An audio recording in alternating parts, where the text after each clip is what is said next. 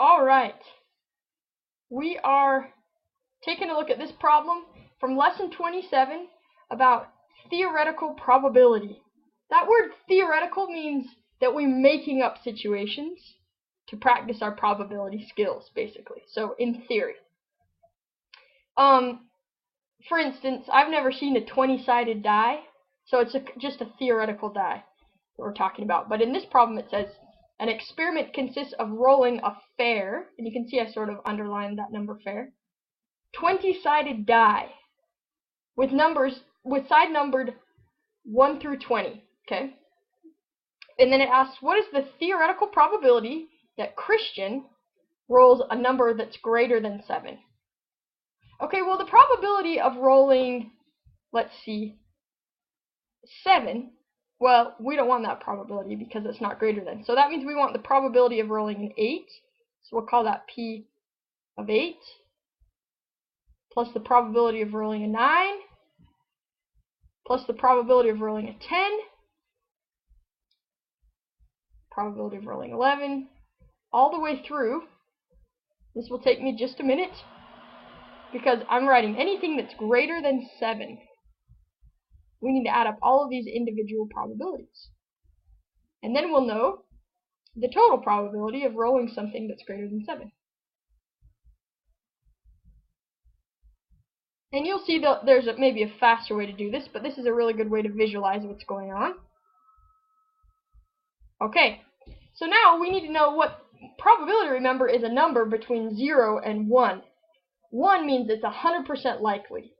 So, for instance, the probability of rolling a number between 1 and 20 with this die is 1. It has to happen. You can't roll anything smaller than 1, and you can't roll anything bigger than 20. So that probability would be 1. In this case, we have a bunch of things that are not probability of 1. It's not a 100% guarantee that we're going to roll an 8. But there is a probability that we'll do it. And in fact, the probability of rolling just an 8 is the same as 1. There's one side out of all of the 20 sides. That's what this probability equals here. And in fact, that's what each of these probabilities equal here. So if we add them all up, we have 1 over 20, 1, 2, 3, 4, 5, 6, 7, 8, 9, 10, 11, 12, 13 times. So that would be adding 1 over 20 plus 1 over 20 plus 1 over 20, 13 times. So we could just know that we're going to add up all of those ones, and that's going to be equal to 13 divided by 20.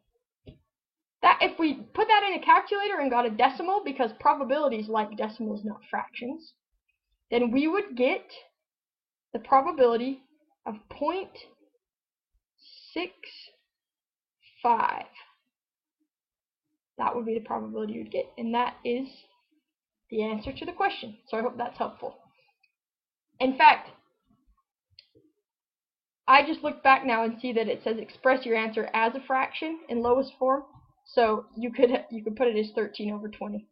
Normally with probabilities they are between 0 and 1 as decimals, but in this case it specifically asks for a fraction, so you'll have to enter in 13 over 20. Okay, hope that helps.